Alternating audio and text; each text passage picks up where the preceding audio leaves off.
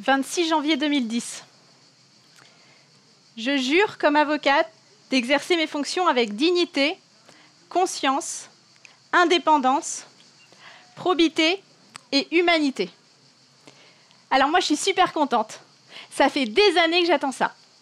Au collège, déjà, je savais que je voulais devenir avocate. Et à l'époque, ce qui m'animait, c'était de prêter ma voix aux plus faibles, combattre les inégalités et les injustices. Alors, des 5 termes de mon serment d'avocat, c'est sans doute le terme « humanité » qui me parle le plus. Alors ça y est, le grand jour est arrivé, donc c'est parti, au boulot. Alors j'enlève ma robe puisque les avocats la portent uniquement en salle d'audience. Et pour commencer, je voulais vous proposer plutôt de venir avec moi dans mon bureau. Donc, je vous en prie, entrez, installez-vous.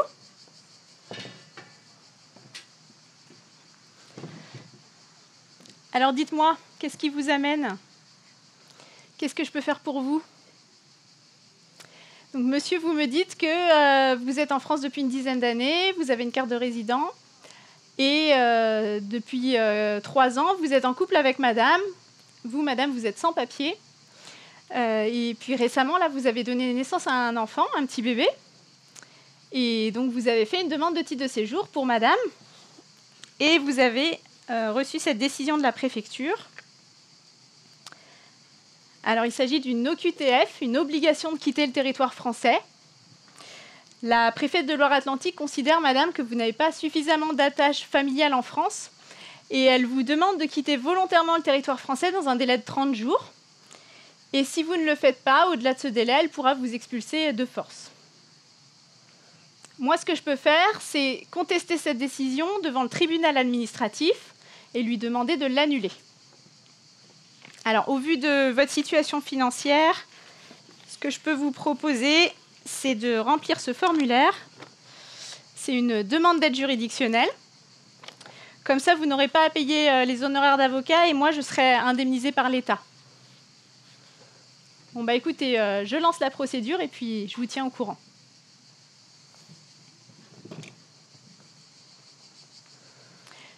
Pendant un peu plus de 8 ans, j'ai exercé comme avocate en droit des étrangers.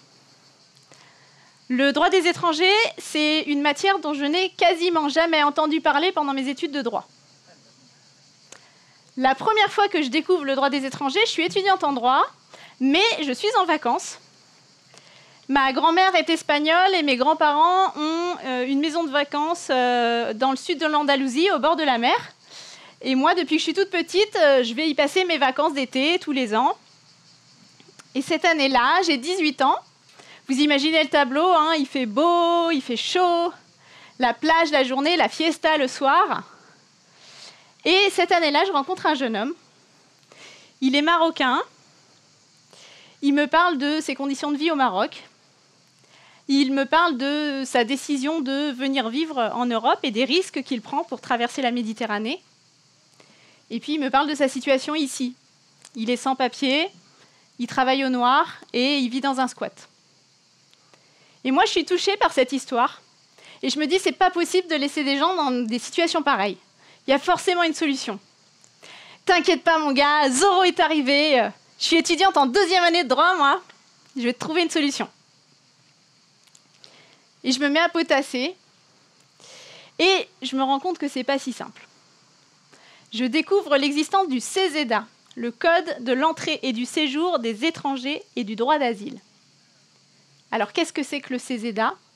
C'est un regroupement de textes qui fixe les conditions dans lesquelles on va accepter ou non qu'une personne étrangère entre sur le territoire français et qui fixe les conditions dans lesquelles on va accepter ou non qu'une personne étrangère séjourne, se maintienne sur le territoire français. Donc le critère qui s'applique, c'est la notion d'étranger. Et le CESEDA nous définit qu'est-ce que c'est qu'un étranger. C'est toute personne qui n'a pas la nationalité française, soit qu'elle ait la nationalité d'un autre pays, soit qu'elle n'ait pas de nationalité. Il y a des personnes qui ne se voient attribuer la nationalité d'aucun pays. Ces personnes-là, on les appelle des apatrides et elles font partie de la catégorie des étrangers. Donc, je vous ai dit, le critère qui s'applique, c'est le critère de la nationalité, la notion d'étranger, qui est une notion juridique, à ne pas confondre avec une notion plus sociologique, qui est la notion d'immigré. L'immigré, c'est une personne qui quitte son pays d'origine pour venir vivre, en ce qui nous concerne, en France. Donc, il y a des personnes qui sont nées en France, qui ont toujours vécu en France, qui ne sont donc pas des immigrés, mais puisqu'elles n'ont pas la nationalité française, ce sont des étrangers. Et inversement, il y a des personnes qui ont quitté leur pays d'origine, qui vivent en France et qui ont acquis la nationalité française. Donc ces personnes-là, elles ne sont pas étrangères. En revanche, elles resteront toujours considérées comme des immigrés. Donc je vous ai dit, le CESEDA code de l'entrée et du séjour des étrangers et du droit d'asile. Parce que parmi les personnes étrangères qui vivent en France, elles peuvent être là pour tout un tas de raisons. Ça peut être pour des raisons familiales, pour faire des études, pour le travail, pour se faire soigner, etc. Mais il y a des personnes qui sont là pour une raison bien particulière. C'est des personnes qui ont fui leur pays d'origine parce qu'elles y étaient en danger et qui demandent la protection de la France. Ces personnes-là, lorsqu'elles arrivent et qu'elles font cette demande de protection, pendant le temps où on va examiner cette demande, on les appelle des demandeurs d'asile. Et puis, si leur demande est acceptée, elles acquièrent le statut de réfugiés. Donc, je vous ai dit, le CESEDA va limiter en fait les droits pour les personnes étrangères, puisque une personne française, à l'inverse, va tout à fait librement pouvoir entrer sur le territoire français et va pouvoir tout à fait librement séjourner sur le territoire français. Donc on limite les droits à des personnes parce qu'elles n'ont pas la nationalité française. Si, dans un autre contexte, imaginons un employeur qui refuse d'embaucher quelqu'un parce qu'il est étranger, ou un bailleur qui refuse de louer son logement à une personne qui n'est pas de nationalité française, cet employeur et ce bailleur se rendent coupables de discrimination. C'est une infraction pénale, on peut être poursuivi et on peut être condamné pour ça. Donc on pourrait se dire que finalement, le droit des étrangers, c'est un droit discriminatoire. Eh bien non, le Conseil constitutionnel, à qui on a posé la question, nous dit « Non, non, ça n'est pas une discrimination. Tout au plus, on peut parler de différenciation. » Et qu'est-ce qui fait que c'est une différenciation qui est donc légale et pas une discrimination qui serait illégale? Le Conseil constitutionnel nous dit la politique d'immigration poursuit un but légitime. Et c'est ce qui fait qu'on est dans la légalité. Cette question du but légitime, j'ai eu à me la poser, moi, dans un tout autre contexte. Quelques années après être devenue avocate, je suis aussi devenue maman. En 2013, Mario est né et en 2016, son petit frère Léandre nous a rejoints aussi. Ah bah d'ailleurs, quand on parle du loup, qu'est-ce que tu fais dans la cuisine, Léandre? C'est quoi ça? Non, non, non, je veux pas que tu joues avec un couteau de cuisine, chérie. Je sais bien que tu veux pas, mais je le prends, c'est dangereux, chérie. Hein? Tu vas te faire mal. Et si tu jouais plutôt, tiens, avec le tambour que tu as eu en cadeau à Noël? Oui, tu peux taper dessus, tu as le droit, ouais. Oui, c'est exactement comme ça qu'on s'en sert. Tu tapes dessus, ça fait du bruit et ça te plaît. Et ça fait beaucoup de bruit, hein. Et ça te plaît beaucoup. Vous l'entendez là? Ça... Ouais, moi, mes oreilles, elles commencent à souffrir un petit peu là. Ah, mais tu sais, chérie, ça me fait penser à l'histoire du lapin et son tambourin. Tu voudrais qu'on lise cette histoire ensemble? Oui? Attends. Tiens, tu peux poser le tambour maintenant, on n'en a plus besoin.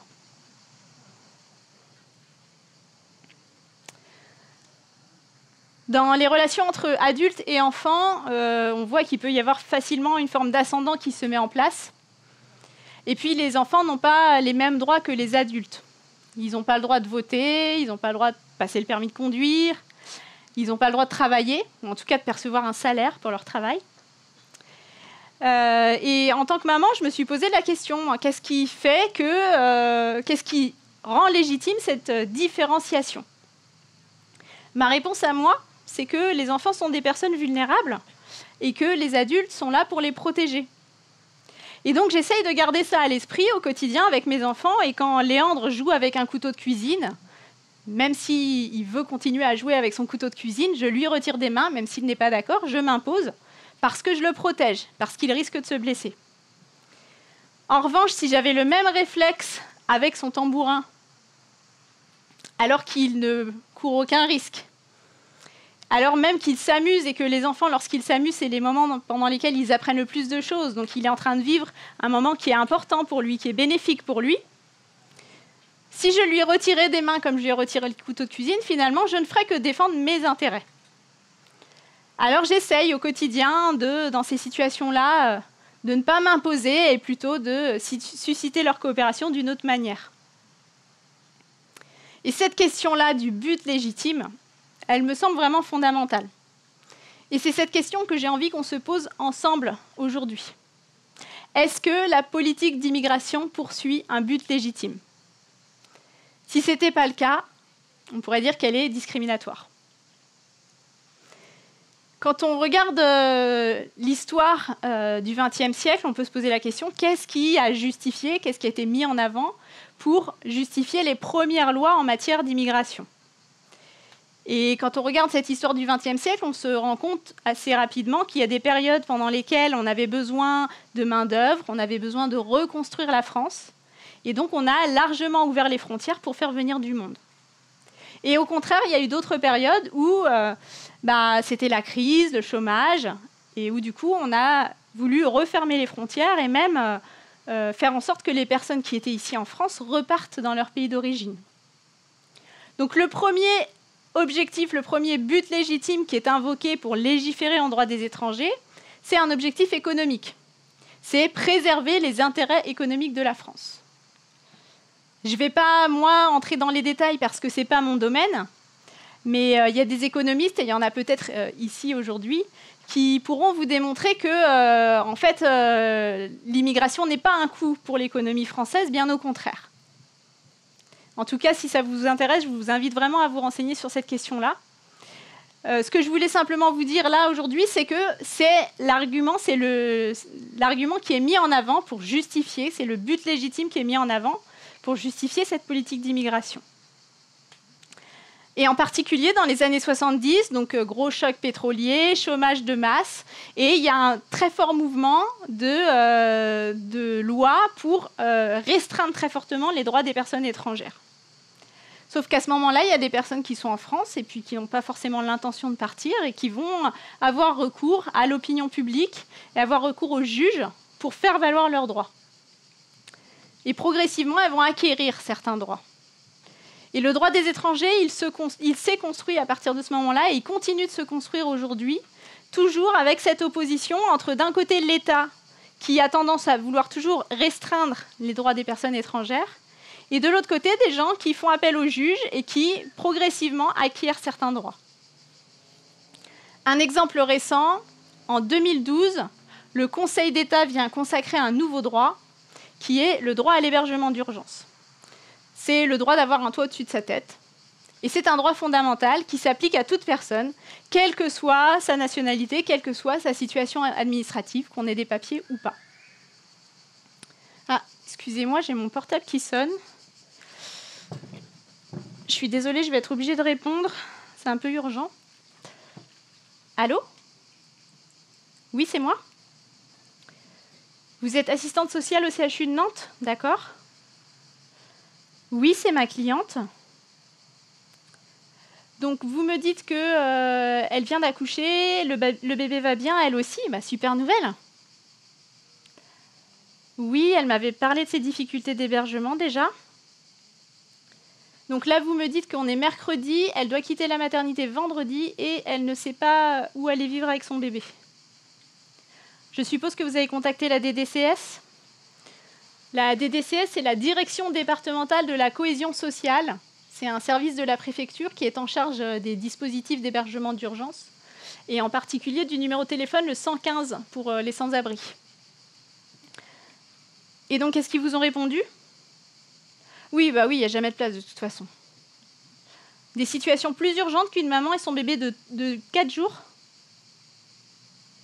Ok, donc je suppose que là, vous n'avez pas d'autre solution pour elle. Moi, si j'appelle le tribunal administratif, je pense qu'on peut faire un référé liberté et qu'on peut avoir une audience pour vendredi. Ouais, on va faire ça. J'aurais besoin, si vous pouvez me transmettre l'acte de naissance de l'enfant et une attestation de votre part indiquant les démarches que vous avez faites pour madame. Bon, très bien, on se tient au courant. Merci.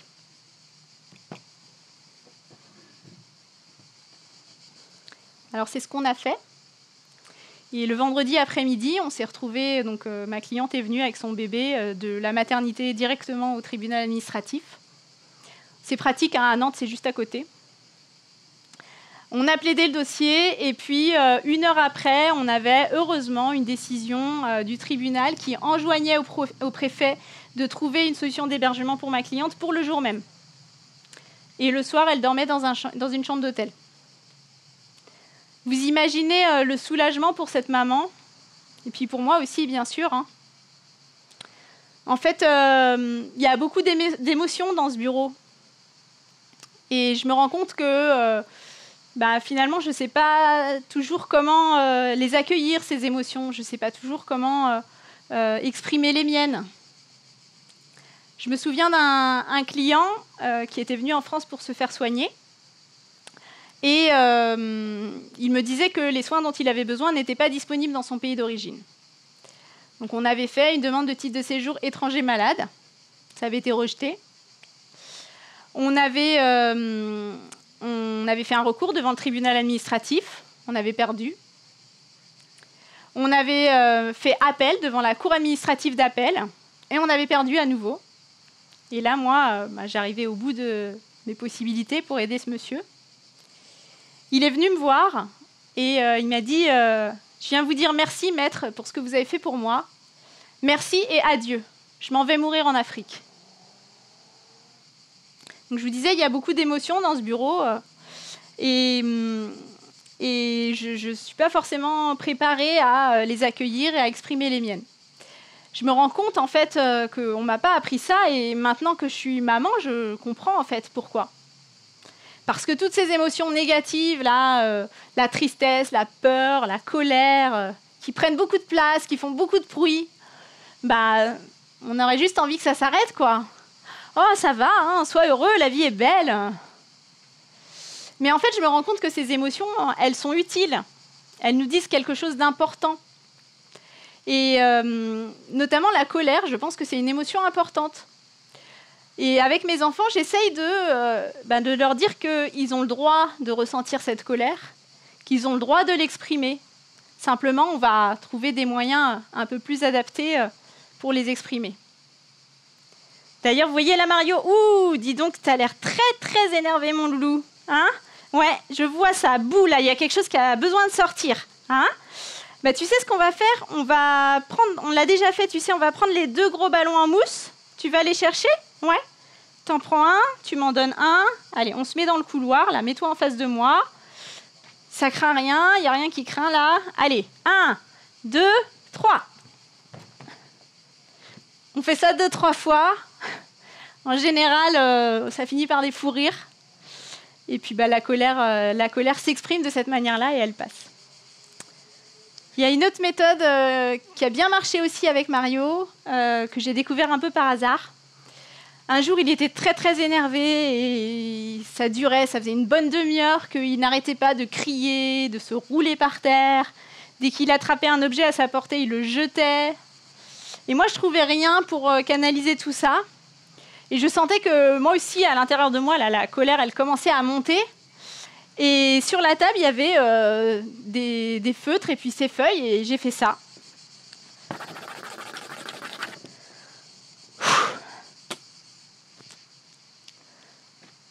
Il m'a pris le feutre des mains, il a commencé à gribouiller. 1 feuille, 2 feuilles, 3 feuilles. Et puis progressivement, le rythme s'est ralenti. Et puis il s'est calmé. Il avait exprimé sa colère. Cette méthode-là, je la trouve assez intéressante aussi parce qu'elle permet de quantifier la colère. Ah, dis donc, 8 feuilles! Oh là là, tu devais être très énervé aujourd'hui. La dernière fois, tu n'en avais utilisé que 3. Donc voilà, la colère, je pense que vraiment c'est une émotion importante. C'est une émotion qui nous... C'est un message d'alerte. C'est une émotion qui nous dit attention, on est en train de porter atteinte à quelque chose de vraiment important pour toi. Réagis, défends-toi. Cette colère, elle a une utilité individuelle et elle a une utilité sociale aussi. Et finalement, je me suis rendu compte que ça tombait bien parce que c'était un petit peu mon rôle dans mon métier d'avocat d'exprimer cette colère pour mes clients.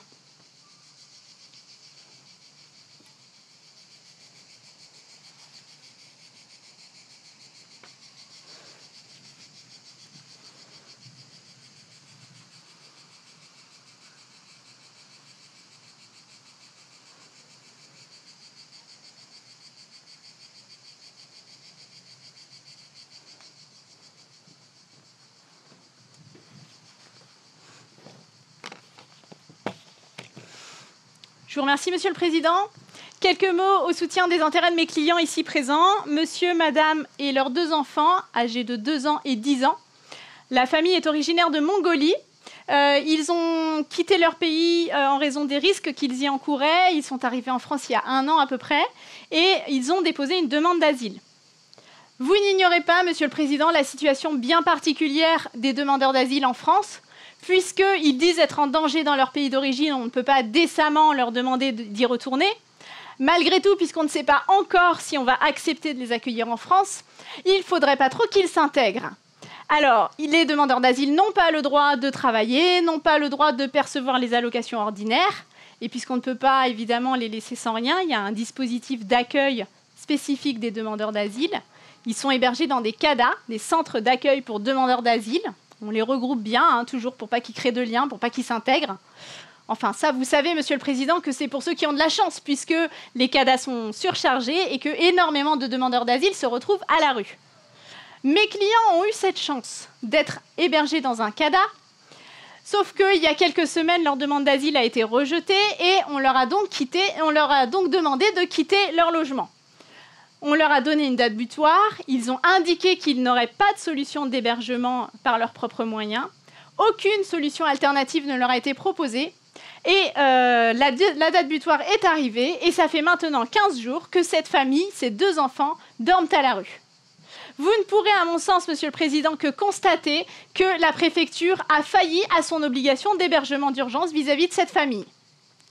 Alors j'ai bien pris connaissance, juste avant l'audience, des arguments de la préfecture qui soutient que mes clients n'auraient pas appelé le 115 et que donc ils ignoraient la situation de la famille. Vous vous doutez bien que j'ai été surprise, donc j'ai posé la question à mes clients juste avant l'audience et monsieur m'a présenté son téléphone portable et vous pourrez voir le journal des appels de ce téléphone. Aujourd'hui, appel au 115, 17 minutes. Hier, appel au 115, 23 minutes. Avant-hier, appel au 115, 21 minutes, etc., etc. Donc vous ne pourrez que constater, Monsieur le Président, que la préfecture n'ignorait pas cette situation et qu'elle a failli à son obligation. La préfecture soutient également qu'on n'aurait pas la certitude que mes clients auraient vraiment quitté le logement dans lequel ils se trouvaient. Parce que la demande a été faite à la directrice du centre de confirmer leur départ, et puisqu'on est au mois d'août et qu'elle est en vacances, elle n'a pas répondu. Vous verrez dans le dossier, Monsieur le Président, que j'ai plusieurs attestations en justice de personnes qui témoignent avoir constaté le fait que cette famille se trouvait sans hébergement. Si jamais vous considériez que ces éléments n'étaient pas suffisamment probants, je vous propose de reporter la clôture des débats à demain et de demander au SAMU social d'aller rencontrer la famille ce soir pour constater le fait qu'ils se trouvent à la rue. Alors, c'est ce qui s'est passé et le lendemain, on s'est retrouvés dans la même salle d'audience devant le même juge. Et dans le dossier, il y avait un petit rapport du SAMU social qui indiquait qu'ils avaient rencontré la famille, qu'ils avaient une tente et quelques affaires, qu'ils s'apprêtaient à passer la nuit à l'extérieur. Mais la préfecture a soutenu que dans la mesure où mes clients savaient que le SAMU social passerait, c'était peut-être une mise en scène.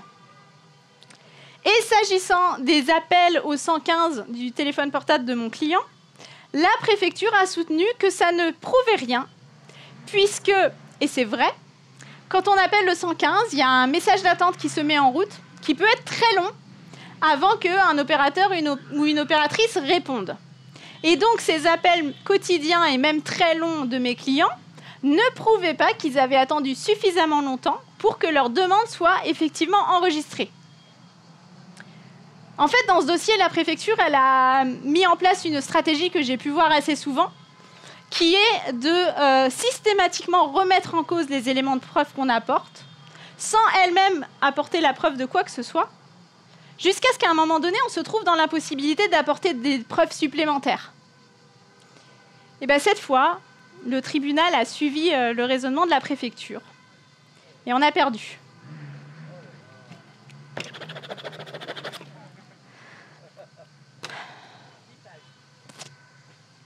J'ai saisi le Conseil d'État.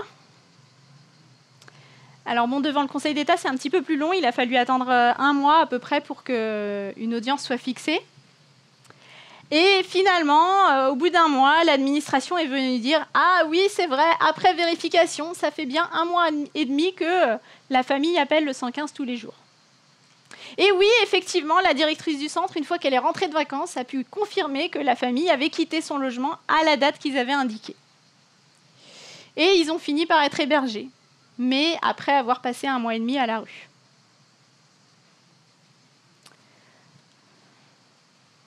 Alors pourtant, je vous disais, il s'agit du droit à l'hébergement d'urgence, qui est un droit fondamental. Parce qu'en fait... Oh là, j'ai un problème. On va régler le petit problème technique. Mais en fait, toutes les règles de droit ne se valent pas. Il existe ce qu'on appelle une hiérarchie des normes. Quand on parle du droit, on entend souvent parler de la loi. La loi, dans cette hiérarchie des normes, elle est à peu près au milieu. Et puis en dessous, on a les textes réglementaires. Et au-dessus, les textes internationaux et le bloc de constitutionnalité. Et les droits fondamentaux, ils se trouvent dans ces 2 niveaux supérieurs. Et cette hiérarchie des normes, elle dit que chaque niveau vient préciser le niveau supérieur, mais ne peut pas le contredire. Un exemple en droit du travail, il y a une loi qui dit qu'il existe un revenu minimum, un salaire minimum, pardon. Donc on ne peut pas embaucher quelqu'un en dessous de ce salaire minimum. Et puis chaque année, il y a un texte réglementaire qui fixe le montant de ce salaire minimum. Donc il vient préciser la loi, mais il ne peut pas la contredire. Et donc dans les textes les plus importants, les plus hauts dans cette hiérarchie des normes, il y a les droits fondamentaux, donc le droit à l'hébergement d'urgence dont je vous parlais tout à l'heure. Moi, en tant qu'avocate en droit des étrangers, j'utilisais aussi beaucoup le droit de mener une vie familiale normale, le droit de ne pas être soumis à des traitements inhumains et dégradants.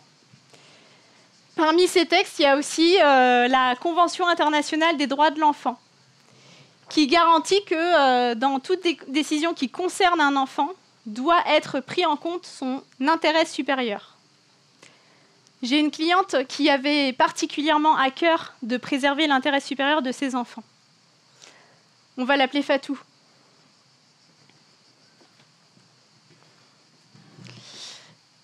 Bonjour madame, alors dites-moi ce que je peux faire pour vous.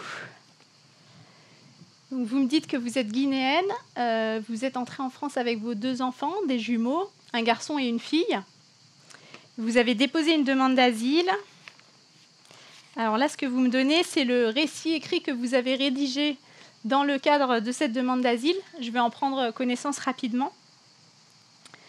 Donc, vous expliquez qu'en Guinée, vous avez fait l'objet d'un mariage forcé, que de ce mariage est né un premier enfant, une petite fille, que, alors que vous n'étiez pas d'accord, la famille de votre mari a procédé à l'excision de votre fille.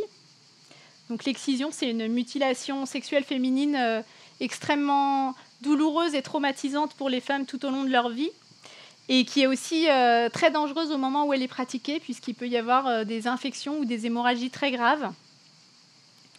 Et donc c'est malheureusement ce qui s'est passé pour cette petite fille qui est décédée des suites de son excision. Quelques années après, vous êtes tombée à nouveau enceinte, donc de vos jumeaux, un garçon et une fille. Et à ce moment-là, c'était plus possible pour vous de prendre ce risque que cette deuxième petite fille soit excisée également. Et donc vous avez fui avec vos enfants. Vous êtes arrivé en France, vous avez déposé cette demande d'asile et elle a été acceptée par l'OFPRA, l'Office français de protection des réfugiés et apatrides. Alors en fait, ce n'est pas vous qui avez le statut de réfugié, c'est votre fille en raison de ce risque d'excision. Et donc là, là vous avez reçu une lettre, c'est la lettre type que l'OFPRA envoie dans ce type de situation, où l'OFPRA vous indique que dans la mesure où votre fille est protégée en vertu de ce risque d'excision, elle fera l'objet d'examens médicaux réguliers pour vérifier que vous ne l'avez pas excisée en France. Et que s'il s'avérait que vous aviez procédé à cette excision, le risque d'excision n'existerait plus et donc elle perdrait son statut de réfugié. Et donc maintenant, si vous venez me voir, vous avez une carte de séjour en tant que parent d'enfants réfugiés et vous avez fait une demande auprès de la CAF pour avoir les allocations familiales pour vos enfants. Et la CAF vous a répondu « Oui, pour votre fille, pas de problème puisqu'elle est réfugiée. En revanche, votre fils, il est entré irrégulièrement en France et donc il ne peut pas prétendre à ses allocations familiales. » En fait, ce que la CAF vous dit, madame, c'est qu'il faudrait que votre fils retourne en Guinée. Pas vous, hein, vous restez en France avec votre fille, bien sûr. Et puis, il faudrait que vous fassiez une demande de regroupement familial, ce qui risque de prendre minimum 6 mois, je dirais plutôt 8 mois, voire 1 an.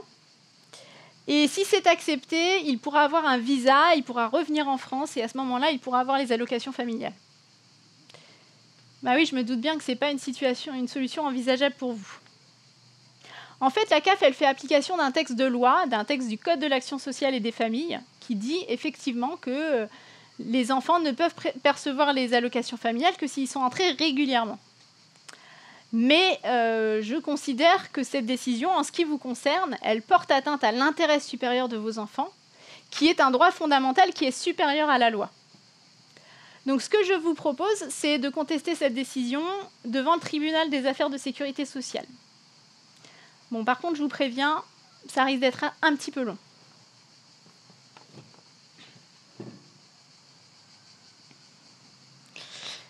Quatre ans plus tard, le tribunal des affaires de sécurité sociale a effectivement considéré que cette décision de la CAF portait atteinte à l'intérêt supérieur des enfants de ma cliente et qu'il fallait donc que la CAF ouvre les droits aux allocations familiales. Mais pendant 4 ans, Fatou, il a fallu qu'elle se débrouille avec les tout petits moyens qu'elle avait. Et ce n'était pas sans conséquence justement pour les enfants. Par exemple, elle m'avait expliqué que quand ils étaient arrivés en France, ils avaient été hébergés d'abord dans un hôtel. Les enfants avaient été scolarisés dans l'école qui était à côté. Et puis après, ils avaient pu accéder à un logement social, un HLM, mais qui se trouvait sur une autre commune. Et comme il y avait un suivi particulier qui avait été mis en place dans l'école, les enfants étaient restés dans cette école-là. Et donc, comme la maison et l'école étaient loin, ils devaient prendre le bus pour aller à l'école. Sauf que Fatou, elle n'avait pas les moyens de payer le bus. Et puis, comme c'était loin, ils ne pouvaient pas rentrer à la maison pour manger le midi. Sauf que Fatou, elle n'avait pas les moyens de payer la cantine. En fait, pour moi, le message, il est clair. Pour moi, l'État dit aux personnes qui voudraient venir en France, même si vous avez des droits sur le papier, on fera tout pour que vous ne puissiez pas en bénéficier en pratique. Vous n'aurez pas le droit à l'aide de l'État. Alors ne venez pas.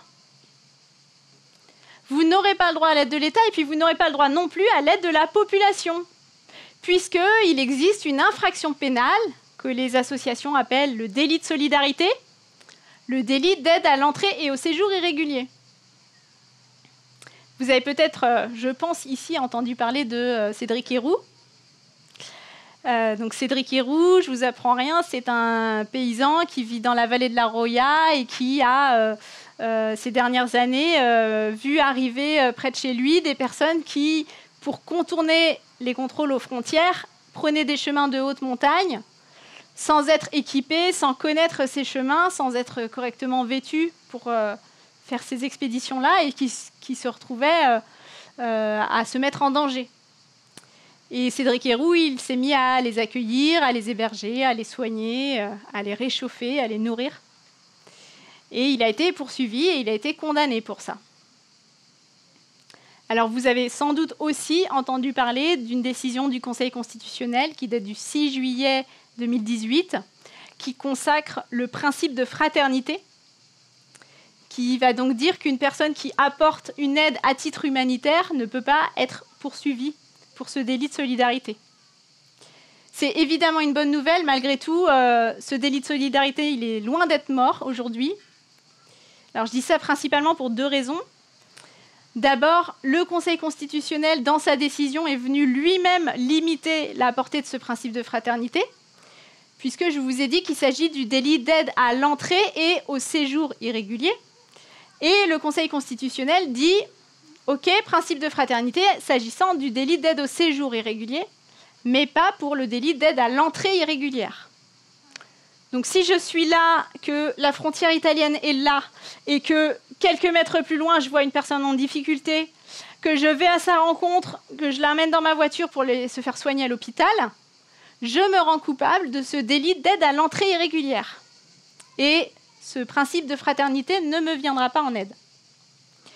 La deuxième raison pour laquelle je dis que ce délit de solidarité n'est pas mort, c'est que le 6 juillet 2018, donc le même jour que cette décision, le ministre de l'Intérieur de l'époque, dont j'ai perdu le nom là, qui m'échappe, Gérard Collomb, merci beaucoup, a publié un communiqué de presse dans lequel il dit qu'il prend acte de cette décision, mais qu'il faudra être vigilant à ce que ce principe de fraternité s'applique uniquement dans les situations dans lesquelles l'aide a été apportée seulement à titre humanitaire et pas, par exemple, à titre militant. Et on a eu déjà, notamment par la Cour d'appel d'Aix-en-Provence, puisqu'on est à Aix-en-Provence, des décisions qui sont venues condamner des personnes qui ont apporté une aide en considérant que c'était une aide militante. Pourtant, moi, j'ai le sentiment que quand on se retrouve face à des personnes en difficulté, on peut facilement basculer dans la délinquance, en fait, et leur venir en aide. Je me souviens, quand j'étais élève avocate, j'ai fait un stage au service juridique de la Ligue des droits de l'homme à Paris. Et donc, au quotidien, j'accompagnais des gens, des personnes étrangères pour les aider à faire leurs démarches. Et donc, tous les jours, j'avais en face de moi des gens qui n'avaient pas de quoi se nourrir, qui étaient à la rue. Et ça m'est arrivé assez souvent d'être tentée de leur proposer de venir dormir chez moi dans ma petite chambre d'étudiante. Ça m'était assez insupportable, en fait, de prendre mon petit métro, de rentrer chez moi au chaud, en sachant que les gens avec qui j'étais dans l'après-midi allaient passer la nuit dans une cave pourrie ou sous un pont. Mais les juristes qui nous encadraient nous disaient « Non, non, c'est pas ça qu'il faut faire, parce que nous, on est là pour les aider à faire valoir leurs droits. On est là pour obliger l'État à respecter ses obligations. » Et moi, je sortais de la fac de droit et j'y croyais à tout ça. J'y croyais parce qu'on m'avait parlé à la fac du principe de séparation des pouvoirs. Le principe de séparation des pouvoirs qui dit que le pouvoir est constitué de 3 piliers. Alors, il y a le pouvoir législatif, c'est celui de définir la règle de droit. Le pouvoir exécutif, celui de mettre en application la règle de droit. Et le pouvoir judiciaire ou juridictionnel, celui de vérifier l'application de la règle de droit et, si ce n'est pas le cas, de sanctionner. Et donc ce principe de séparation des pouvoirs nous dit que ces 3 pouvoirs doivent être exercés par des institutions indépendantes. On peut le vérifier à l'échelle d'un pays, mais aussi dans le cadre de structures plus petites, par exemple une entreprise, une association, et pourquoi pas dans la famille, tiens.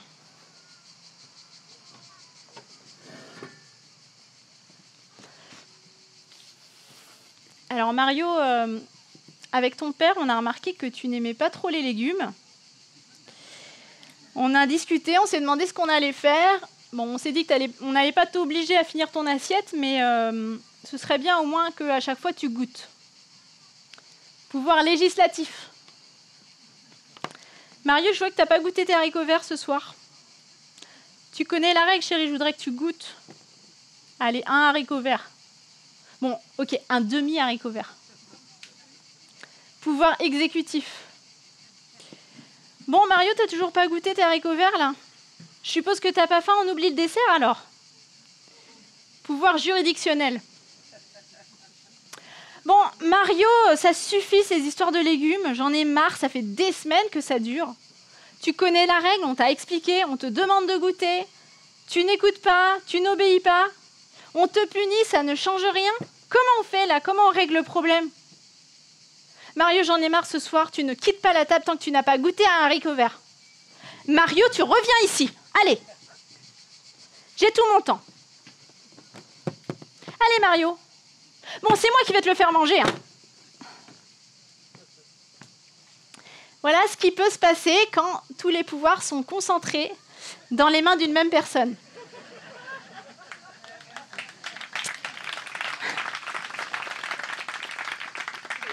J'en suis pas très fière.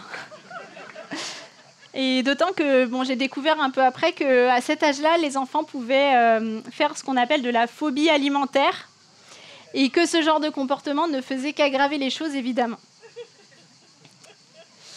Il y a des familles dans lesquelles on met en place des outils de démocratie familiale où les parents et les enfants se réunissent ensemble pour discuter des règles qui s'appliquent à tout le monde. Ils se réunissent dans des conseils de famille. Je me souviens du témoignage d'une maman qui faisait ça dans sa famille. Elle racontait que chez elle, ils avaient décidé qu'à table, on n'avait pas le droit au téléphone portable. Et puis un jour, c'est son téléphone à elle qui a sonné et puis elle a répondu. Alors là, ses enfants l'ont regardé, lui ont dit « Maman, tu connais la règle ?»« Oui. »« Tu connais la sanction ?» Elle a été privée de portable pendant 3 jours. Alors, ce principe de séparation des pouvoirs, en France, comment est-ce qu'il s'applique? Le pouvoir législatif, il est exercé par le Parlement, qui est constitué en France de 2 chambres, l'Assemblée nationale et le Sénat. C'est eux qui rédigent les textes de loi.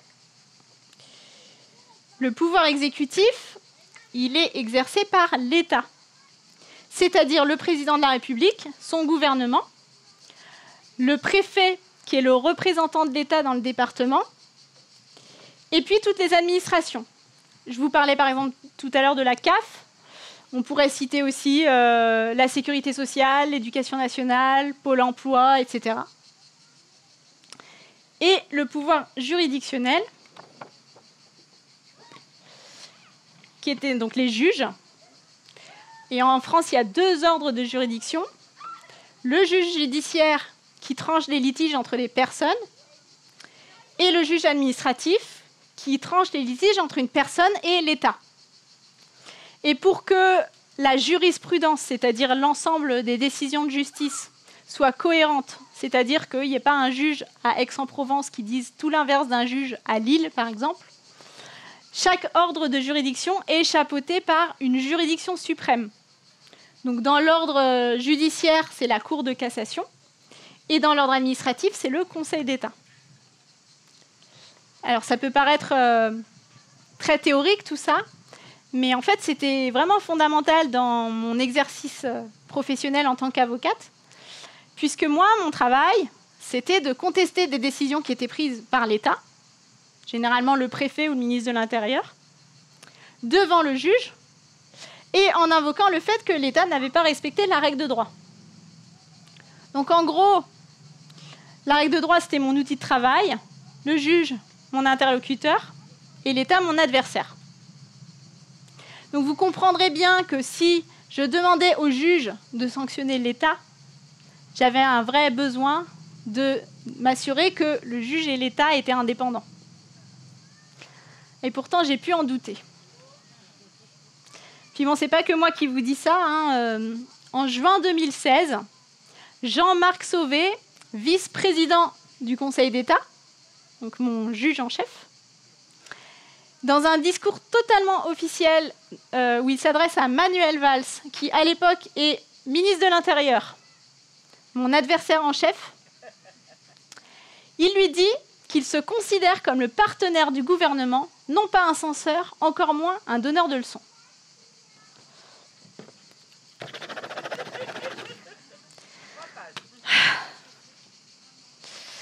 Et en fait, ce manque d'indépendance entre le juge et l'État, on peut le constater à la fois dans la manière dont les règles de droit sont définies et dans la manière dont elles sont interprétées par le juge.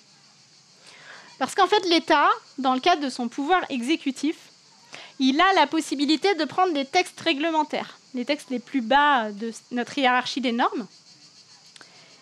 Et parmi ces textes réglementaires, il y a des textes de procédure administrative, c'est-à-dire les règles du jeu devant le juge administratif.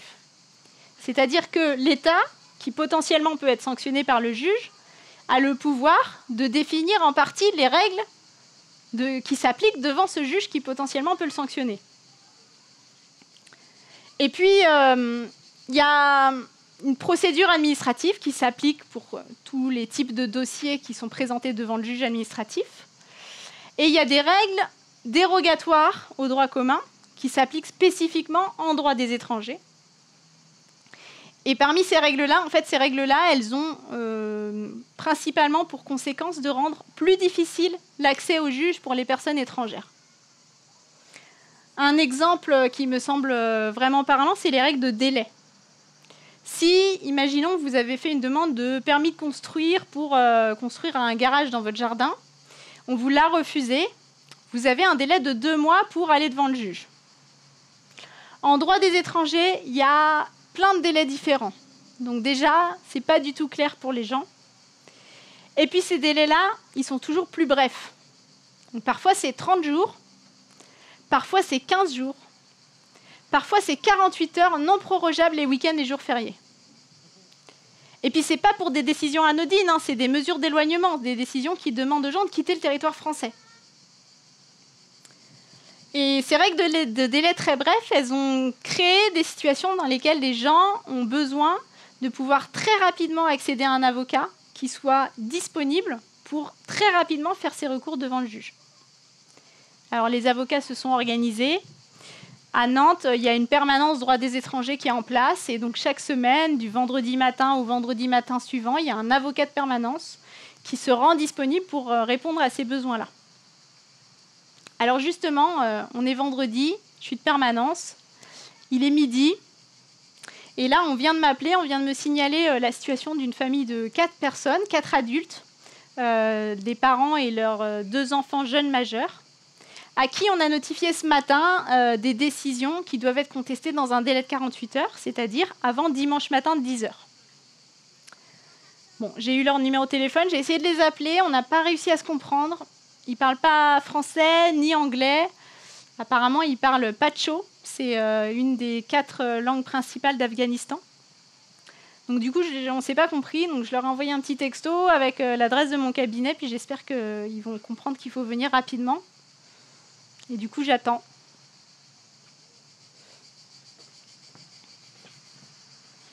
Ah bah les voilà. Bonjour. 1, 2, 3, 4, 5. Monsieur, vous accompagnez la famille, d'accord? Vous parlez français et pacho. Alors ça, c'est une très bonne nouvelle. Allez-y, entrez. Hein. On va pouvoir se comprendre déjà.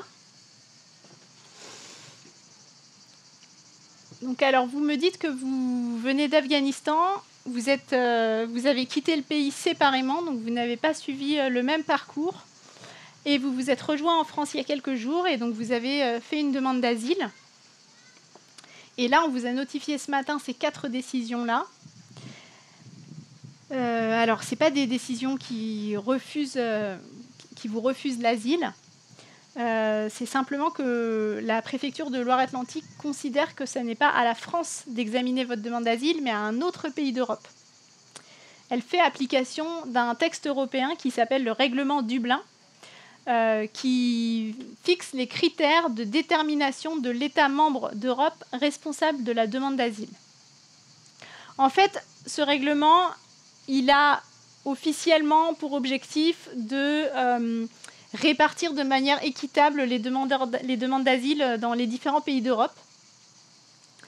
Le problème, c'est que le critère principal qui est défini par ce règlement, c'est que est responsable de la demande d'asile le premier pays par lequel les personnes sont entrées en Europe, et que donc l'application de ce critère a pour conséquence de repousser les demandeurs d'asile principalement dans les pays de l'Est de l'Europe, et puis l'Italie, la Grèce, Malte, qui se retrouvent complètement submergés de demandes d'asile, qui ne peuvent pas les examiner dans des conditions décentes, et qui ne peuvent pas non plus accueillir les demandeurs d'asile dans des conditions matérielles décentes.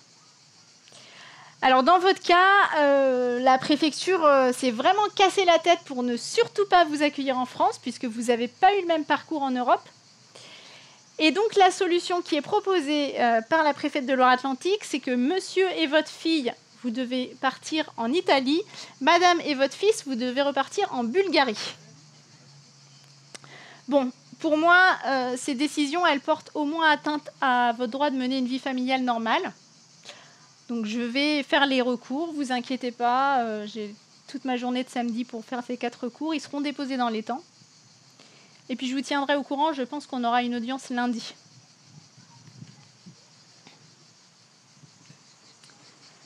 Alors le lundi, on a plaidé le dossier et le tribunal a considéré qu'effectivement cette famille avait le droit de rester réunie et donc de rester en France pour déposer sa demande d'asile ensemble. Mais en fait, là, ça s'est bien passé parce que cette famille-là, elle avait compris que les décisions qu'on lui notifiait, c'était des décisions importantes. Ils avaient compris aussi qu'il fallait réagir vite. Et puis, ils avaient cette chance-là d'avoir auprès d'eux une personne qui pouvait faire la traduction, qui pouvait venir avec eux rencontrer l'avocat. Et ce qui m'a permis à moi d'avoir les informations utiles et de recueillir les documents nécessaires pour pouvoir faire un recours qui soit efficace. Mais la plupart du temps, ça ne se passe pas comme ça dans ces permanences. La plupart du temps, la barrière de la langue et ces délais très brefs font que on a très très peu d'éléments d'information sur la situation des gens. On a encore moins de documents. Et finalement, on fait des recours qui sont complètement vides et qui sont voués à l'échec. Ce qui ne veut pas dire que les gens n'ont pas dans leur situation des éléments qui leur permettraient normalement d'obtenir gain de cause. Et quand on demande au Conseil d'État si ces délais extrêmement brefs en droit des étrangers ne portent pas atteinte à leur droit d'accéder à un juge, qui est un droit fondamental, qui est en haut de cette pyramide. Le Conseil d'État nous dit non, c'est pas une discrimination, c'est une différenciation, puisque ces règles de délai poursuivent un but légitime, qui est de lutter efficacement contre l'immigration irrégulière. Alors c'est vrai que si on fait en sorte que les gens ne puissent pas accéder correctement au juge et que donc des décisions potentiellement illégales de la préfecture, de l'État, ne puissent pas être sanctionnées, on gagne en efficacité. On nous dit lutter efficacement contre l'immigration irrégulière. Qu'est-ce que c'est que l'immigration irrégulière ? Je vous ai dit en introduction que le CESEDA, il définit les conditions dans lesquelles une personne est autorisée à entrer en France. Ça, c'est l'immigration régulière. Donc, normalement, une personne qui veut entrer en France, elle doit, dans son pays d'origine, se rendre au consulat de France et faire une demande de visa. Donc, le visa, c'est une vignette qui est apposée sur le passeport et qu'on va pouvoir présenter à la douane au moment du franchissement de la frontière et qui nous autorise à entrer en France. Donc ça, c'est l'immigration régulière. Le problème, c'est que on n'est pas tous égaux face à cette obligation de visa. Moi, il y a quelques années, je suis partie en vacances en Chine et il me fallait un visa. Bon, j'ai envoyé mon passeport à l'ambassade de Chine à Paris. J'ai pas eu besoin de me déplacer. On me l'a renvoyé avec mon visa, ça n'a posé aucun problème, c'était juste une formalité. Alors qu'en fait, les gens qui veulent venir en France, c'est beaucoup plus compliqué. Ils doivent répondre à tout un tas de conditions et il y a énormément de refus de visa. Et puis l'autre différence, c'est que moi, j'y allais pour des vacances en Chine, donc si on m'avait refusé le visa, ça n'aurait pas changé fondamentalement ma vie. Mais les personnes qui veulent venir en France, la plupart du temps, elles ont un besoin impérieux de venir en France. Et le problème, c'est que si on leur refuse l'entrée régulière, elles vont chercher d'autres moyens de venir. Elles vont essayer de rentrer irrégulièrement. J'ai une cliente qui était réfugiée en France. Elle avait dû quitter son pays un peu précipitamment. Elle avait laissé ses enfants derrière elle. Et donc, une fois qu'elle avait eu ses papiers ici, les enfants avaient demandé des visas pour pouvoir venir vivre avec leur maman ici. Et les visas avaient été refusés. Et on était en train de faire des recours, mais ça prenait un peu de temps. Et un jour, elle m'appelle, elle me dit « Il faut vraiment trouver une solution rapidement, maître. Parce que là, mon fils de 15 ans, ça fait 4 ans qu'on ne s'est pas vu. Il ne comprend pas. Il croit que c'est moi qui ne veux plus de lui. Et là, en ce moment, à chaque fois que je l'ai au téléphone, il me dit « Maman, si tu n'es pas capable de m'avoir le visa, moi, je m'en fous, je trouverai une autre solution, je vais prendre la mer. » Et moi, je ne veux pas qu'il fasse ça, parce qu'il y a 3 semaines, j'ai un petit neveu qui a tenté l'aventure. Et il n'est jamais arrivé en Europe. Et en fait, le problème, c'est ça, c'est que quand on refuse l'entrée régulière aux gens, ils cherchent d'autres moyens, et ils se mettent en danger. Et parfois, ils meurent.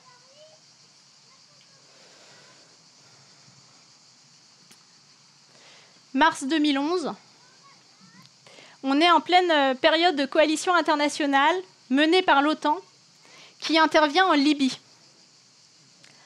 La Méditerranée est quadrillée de navires de guerre, de drones, de surveillance par satellite. Une nuit, part de Tripoli un bateau de fortune, imaginez un gros Zodiac, avec à son bord 72 personnes, dont 2 bébés et plusieurs femmes enceintes. Direction l'île italienne de Lampedusa. La traversée prend habituellement 48 heures. Donc les passagers de ce bateau ont pris avec eux de quoi manger et boire pour 2 jours. Sauf que cette fois, ça ne se passe pas comme prévu. Et au large des côtes italiennes, le bateau tombe en panne de carburant et se met à dériver.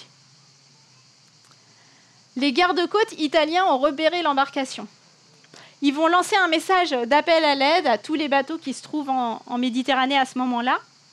Et ils vont l'adresser aussi spécifiquement à l'OTAN et aux différents pays de la coalition. Ils vont aussi le relayer aux gardes-côtes maltais qui ne sont pas loin. Et ce message, ils vont le réitérer toutes les 4 heures. Et pourtant, personne ne viendra en aide à ce bateau qui va dériver pendant 15 jours jusqu'à finalement échouer sur les côtes libyennes. Retour à la case départ, 9 survivants. Ces survivants, ils vont raconter qu'à un moment donné, il y a un hélicoptère qui va stationner au-dessus d'eux, qui va leur descendre un peu à manger et à boire, qui va prendre des photos et qui va repartir. Ils ne le reverront pas. Un peu plus tard, c'est un porte-avions qui s'approche d'eux. À ce moment-là, les bébés sont morts. Les gens qui sont sur cette embarcation vont montrer aux gens qui sont sur le pont du porte-avions les corps morts des bébés. Et ils vont leur montrer qu'il y a à ce moment-là des gens qui sont en train de mourir de faim et de soif. Le porte-avions va repartir. Ils ne le reverront pas. Ces survivants, avec l'aide d'associations, ils ont engagé des procédures dans les différents pays qui ne pouvaient pas ignorer leur situation et qui n'ont rien fait. En France, il y a une plainte qui a été déposée contre X pour non-assistance à personne en danger. Le procureur de la République qui a reçu cette plainte l'a classée sans suite. Alors, les associations, elles se sont constituées partie civile. C'est une possibilité qui existe dans la procédure pénale en France. On demande à un juge d'instruction de faire une enquête. Le juge d'instruction qui a été saisi a refusé d'enquêter. Il a pris une ordonnance de non-lieu ab initio. Il a refusé d'enquêter en disant que les associations qui l'avaient saisi n'avaient pas intérêt à agir. Alors ces associations, elles ont fait appel de cette décision devant la Chambre de l'instruction, qui a finalement rendu une décision en juin 2014, donc plus de 3 ans après les faits, pour dire que, ah oui, quand même, il faudrait peut-être enquêter au moins. Et elle a confié cette enquête au premier juge d'instruction qui a refusé de le faire. Alors, des dernières informations que moi j'ai, cette enquête, elle est toujours en cours. Et les associations qui participent à cette enquête disent qu'il ne s'y passe rien. Et que, notamment, toutes les demandes qu'elles ont pu faire pour que, par exemple, les personnes qui ont des informations importantes soient entendues par le juge, toutes ces demandes-là ont été systématiquement rejetées. Alors, ces histoires de boat people, de morts en Méditerranée, ça nous parvient quand même un peu par les médias, même si ce n'est pas du tout à la mesure de l'ampleur du phénomène.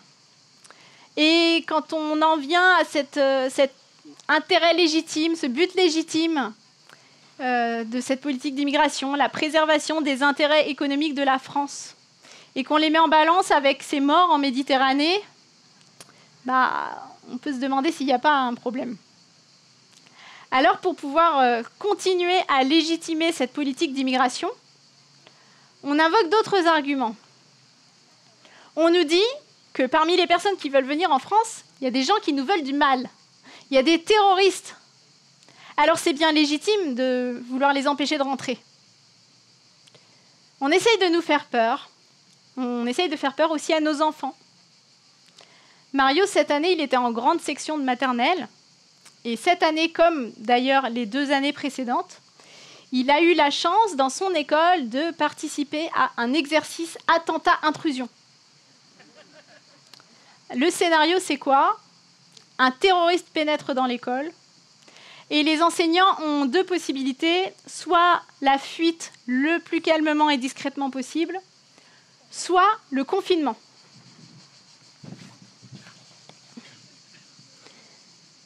Vous imaginez 25 enfants cachés dans leur classe. On a fermé les volets, éteint les lumières, bloqué les portes. Et on leur demande le silence absolu. L'objectif est de faire croire que l'école est vide. Bon, alors les enseignants dans l'école de mon fils nous ont dit « Vous inquiétez pas, on essaye de ne pas leur faire trop peur. » On leur dit qu'on joue à cache-cache.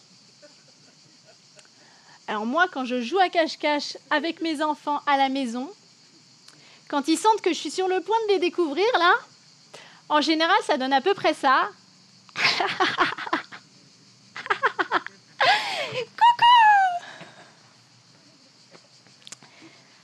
Je ne sais pas trop si ce sera très efficace si vraiment un jour un terroriste décide de rentrer dans leur école. Ça me fait penser à un sketch de Gad Elmaleh qui est un peu ancien maintenant. Il parlait des plans Vigipirate.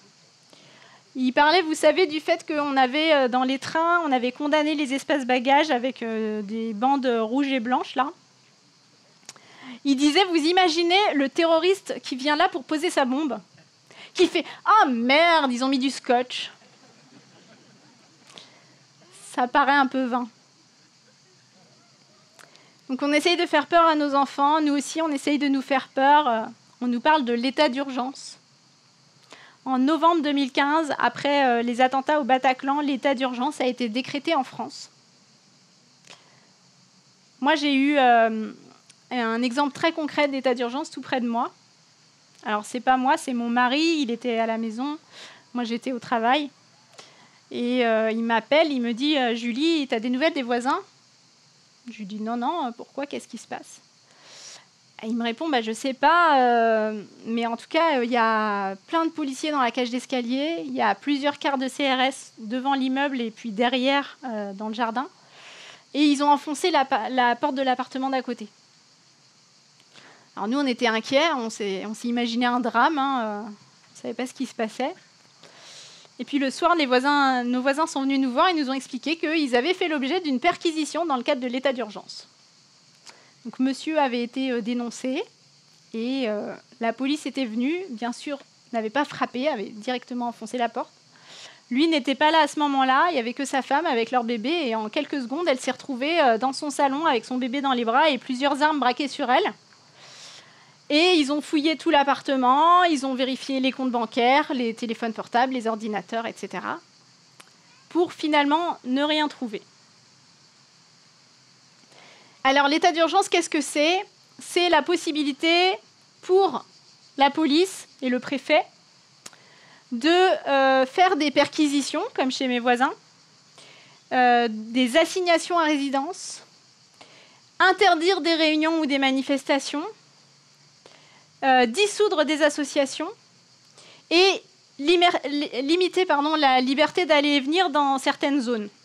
C'est principalement ces 5 mesures-là. Et en fait, ces mesures-là, elles existent quand on n'est pas dans le cadre de l'état d'urgence. Elles existent en droit commun. Mais comme elles portent atteinte à nos droits, à nos libertés, elles doivent être justifiées par un but légitime. Et il y a un juge qui est là pour vérifier qu'on est bien dans le cadre d'un but légitime.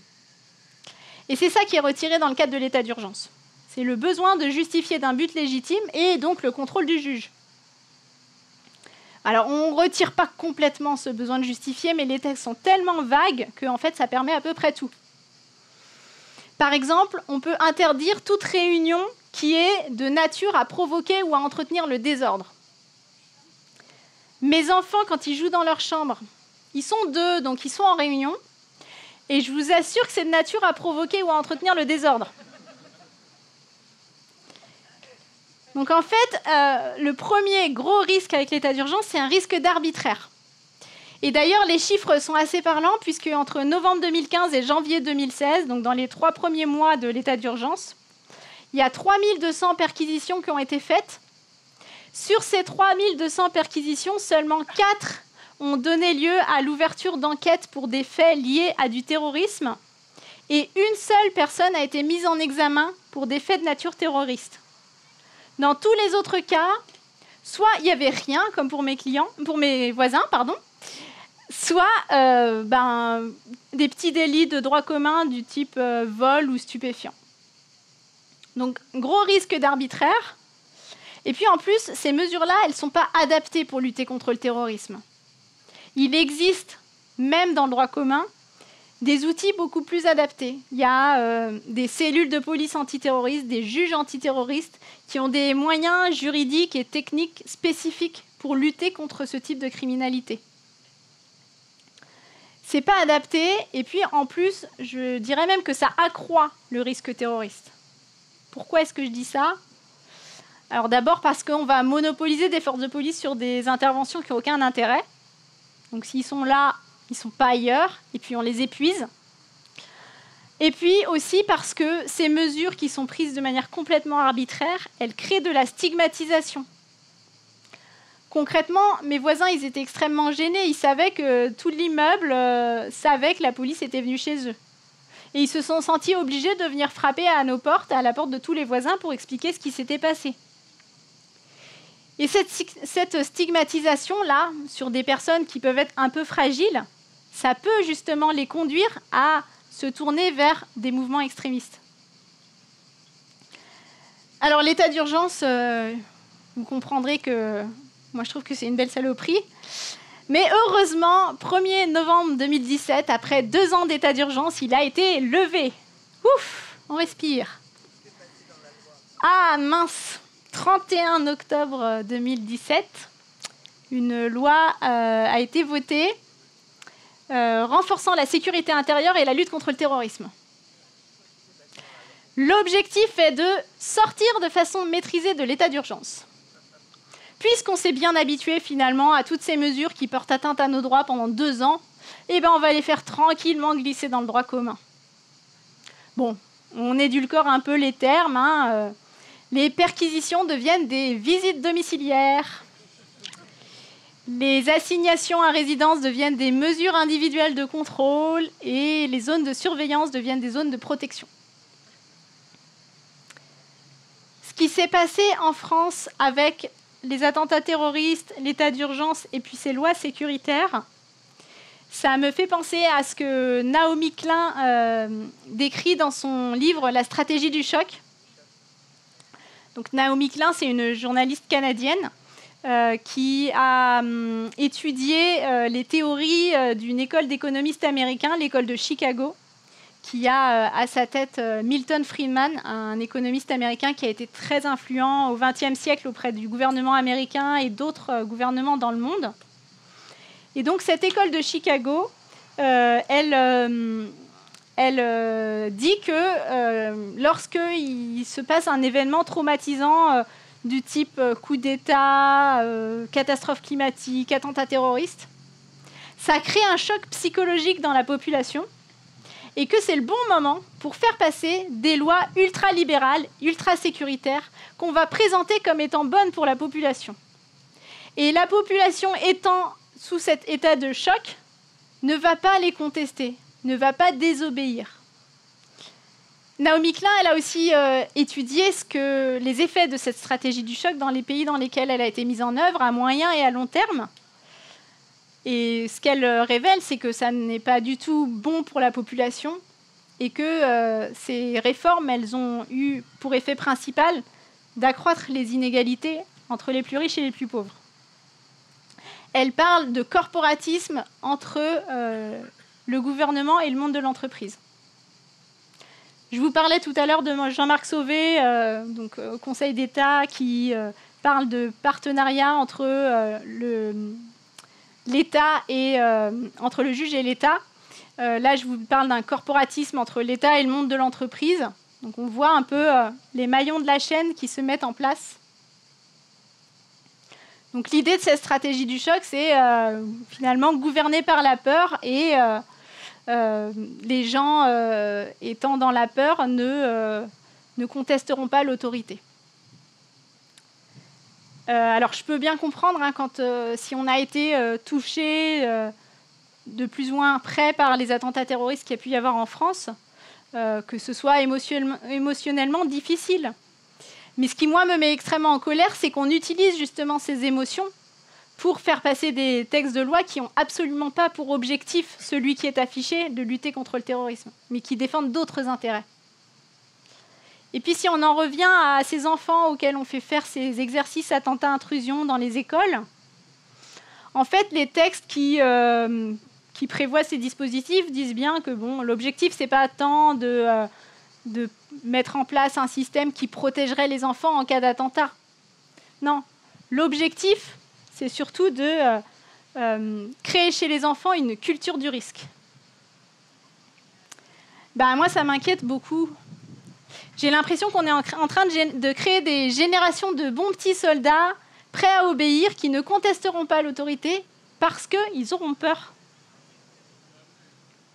Et ça m'a questionnée aussi, moi, dans mes relations avec mes enfants. Est-ce que je veux leur transmettre l'autorité comme valeur, l'obéissance à l'autorité comme valeur éducative en elle-même? Bon, vous comprendrez que ma réponse c'est non, même si ça ne me facilite pas toujours les choses au quotidien. Mais voilà, quand je demande à mes enfants de faire ou de ne pas faire quelque chose, s'ils ne sont pas d'accord ou s'ils me demandent pourquoi, j'évite les petites phrases du genre c'est comme ça, c'est moi qui commande, discute pas. Et puis justement, on essaye de discuter. Des fois, il y a des idées qui émergent auxquelles moi, je n'aurais pas pensé toute seule, qui me conviennent et qui leur conviennent aussi. On essaye de développer ensemble notre esprit critique. Et je me disais, là, on pourrait peut-être faire la même chose. On pourrait peut-être essayer de développer notre esprit critique et de se demander, est-ce que le risque terroriste dont on nous parle, il existe vraiment aujourd'hui en France? Alors, j'ai des petits chiffres à vous montrer.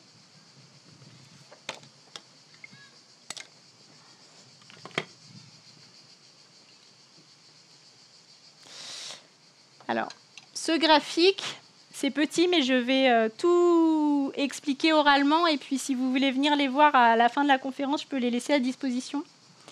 Donc, c'est un graphique qui a été établi sur la base d'une base de données qui est disponible sur Internet, qui s'appelle START-GTD, pour Global Terrorism Database. Et c'est la seule base de données publique accessible sur le terrorisme dans le monde, qui est faite par des chercheurs américains.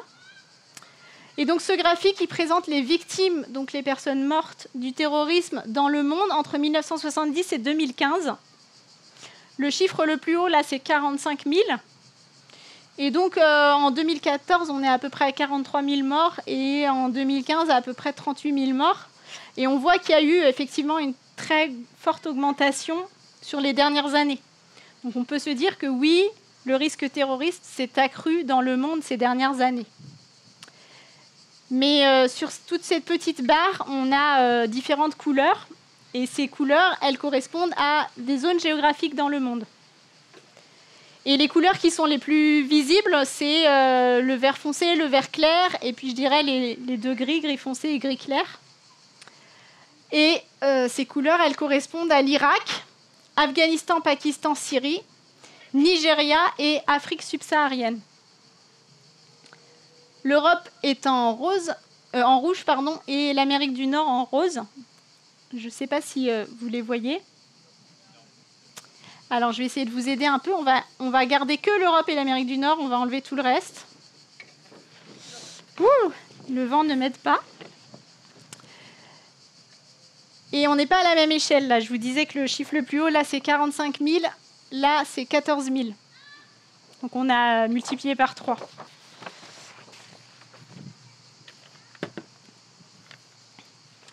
Alors, il y a le 11 septembre 2001 qui sort un petit peu du lot, mais on ne retrouve pas du tout, cette augmentation très forte sur les dernières années.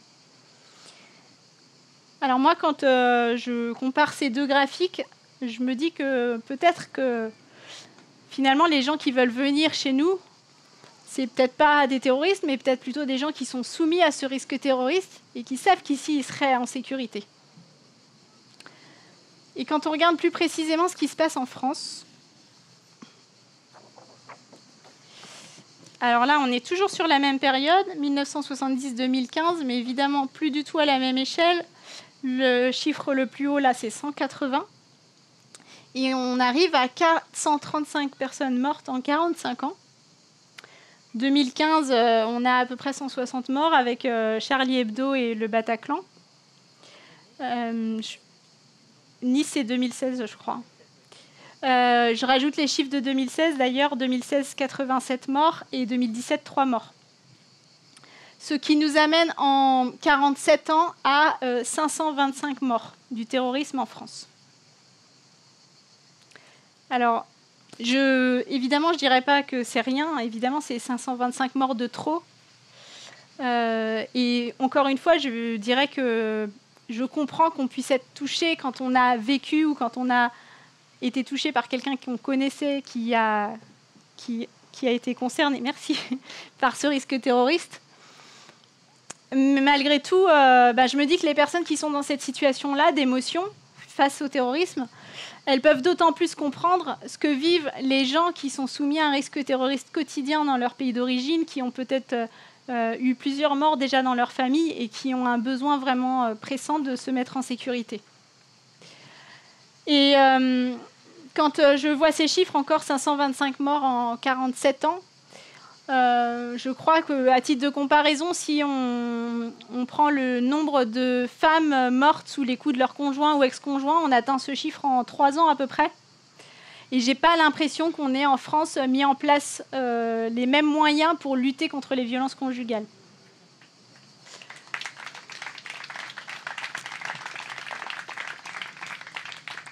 Alors, moi, quand je compare ces graphiques, ça me fait penser à une scène d'un film.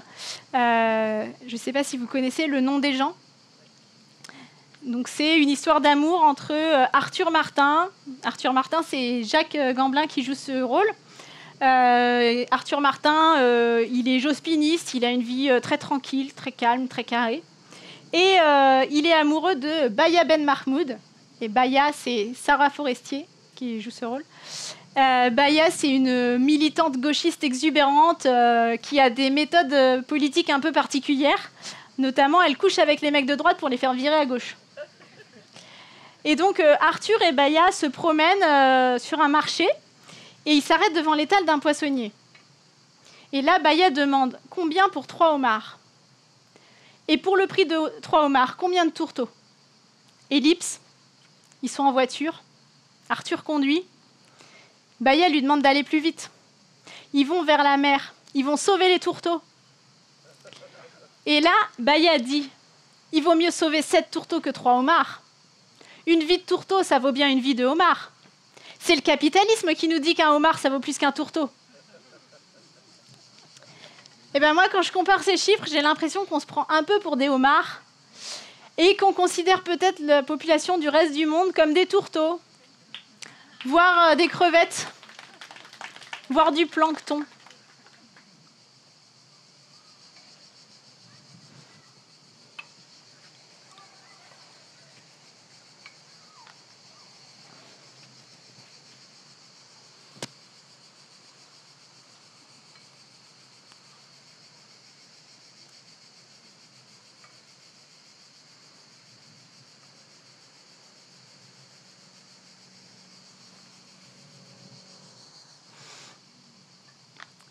Mesdames, Messieurs les jurés, maintenant que tous les éléments d'instruction ont été portés à votre connaissance, vous allez devoir statuer selon votre intime conviction et répondre à cette question: la politique d'immigration poursuit-elle un but légitime?